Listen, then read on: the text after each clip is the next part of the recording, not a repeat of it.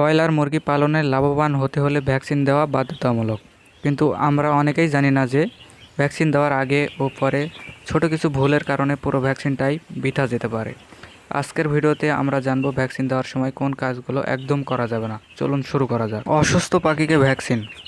প্রথমেই মনে রাখবেন, আপনার মুরগির বাচ্চা যদি ঝিমায় বা অসুস্থ থাকে তবে তাকে ভুলেও ভ্যাকসিন দেবেন না, এতে বাচ্চার মৃত্যু ঝুঁকি বেড়ে যায়।